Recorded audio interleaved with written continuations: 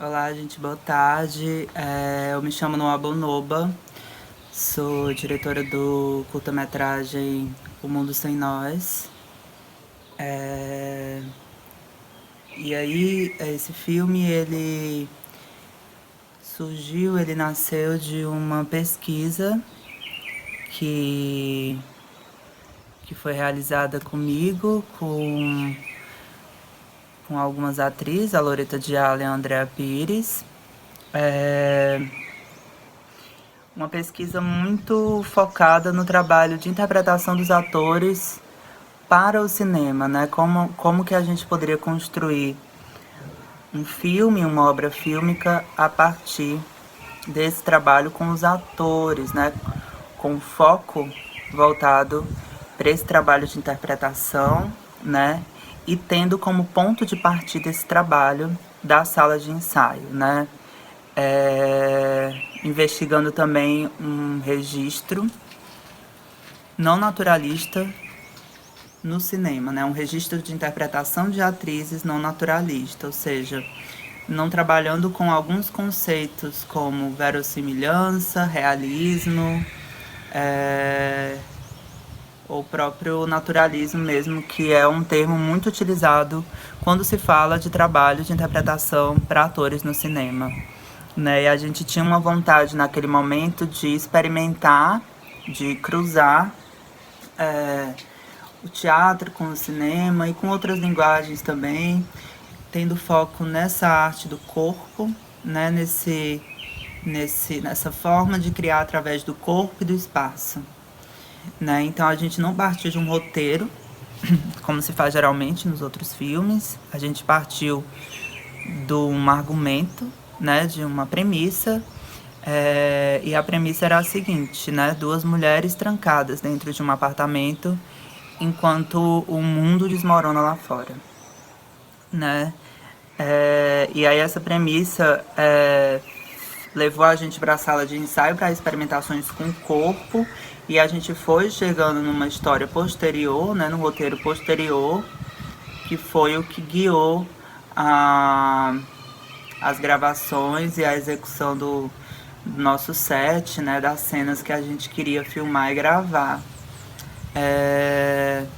O interessante desse processo é perceber que existe potência, na verdade que existe possibilidade de criação no cinema, além da utilização do roteiro e além da escrita de um roteiro, né? Assim, a gente fala muito sobre os processos de criação em cinema, focado nessa escrita de um roteiro prévio, né? Mas nesse filme a gente conseguiu chegar e elaborar uma outra maneira, e eu acho que isso é muito importante, assim, a gente está criando também outras maneiras de se fazer um filme e outras maneiras de elaborar o cinema, as nossas obras, né, assim. Uma outra coisa, assim, que eu acho que foi muito legal, assim, quando eu lembro desse processo, é a coletividade, né? Assim, a gente não tinha dinheiro, a gente não tinha recursos públicos para realizar o filme, mas as pessoas estavam afim, as pessoas acreditavam no projeto, então as pessoas foram chegando, né? Assim, as pessoas foram entrando e colaborando coletivamente, né? Desde o apoio da Tardo Filmes, até a presença do Vitor Costa Lopes, do Breno de Lacerda desde o início, né, assim, que foram fundamentais para a realização desse projeto. E a gente fez esse filme com pouquíssima grana, com pouquíssimo recurso mesmo. Um recurso que a gente também foi conseguindo através de financiamentos pequenos, né, formas de captar recursos como rifas e coisas mais pequenas mesmo, assim, só para garantir a alimentação da equipe no set e coisas básicas, né? Os equipamentos também foram todos emprestados. Então teve uma colaboração assim que é muito rica, é uma forma coletiva de fazer cinema. Ao mesmo tempo que é importante também que a gente não romantize esses processos, né? É importante também que a gente não romantize a precariedade dos nossos processos artísticos, né? A gente precisa entender que filmes como esse são possíveis porque existe uma urgência na criação artística, né? Existe uma pulsação ali pedindo pela realização dessa obra, pedindo pela realização dessa pesquisa no cinema. Mas não romantizar esses processos também nos faz entrar em discussões, em pautas importantíssimas sobre captação de recursos para primeiros filmes, como era o caso desse filme, né, que era a minha primeira direção no cinema.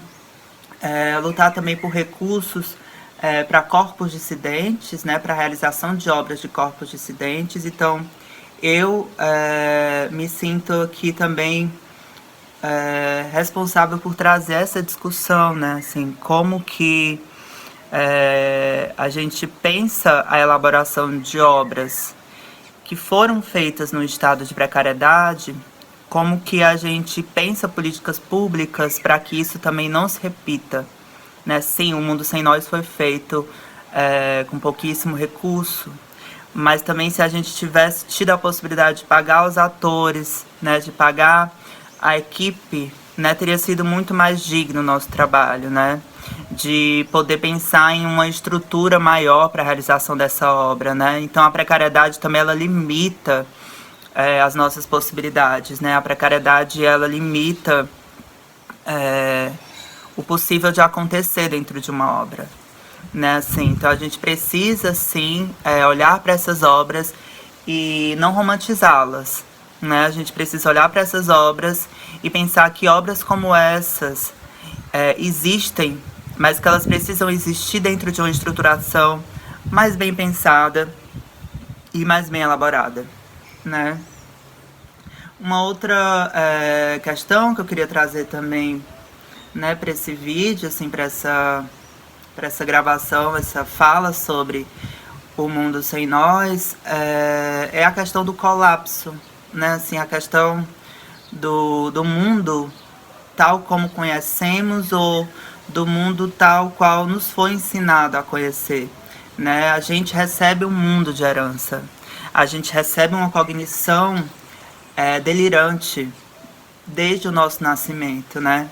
E falar sobre a realização de obras, né, feitas, dirigidas, elaboradas por pessoas trans, por corpos como o meu, né, é pensar também que tipo de realidade nos interessa inventar, né, assim, me interessa inventar com o cinema outros possíveis, né?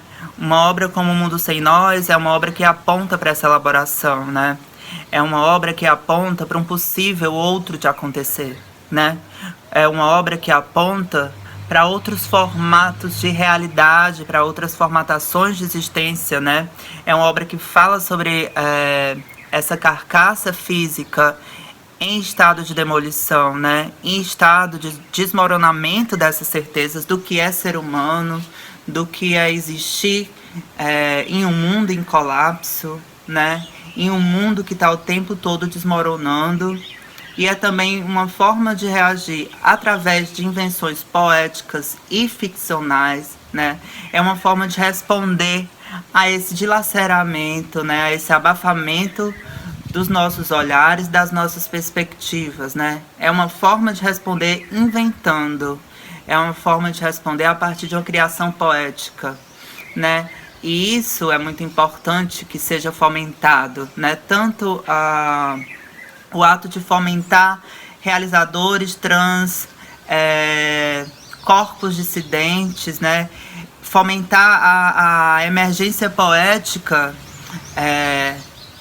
dessas perspectivas, né, de perspectivas que estão respondendo a esse mundo em colapso, né, de perspectivas que estão sendo abafadas a partir dessa existência de um projeto que desde sempre é um projeto fracassado, que é o projeto de colonização, né, que é esse projeto de modernização falida, né.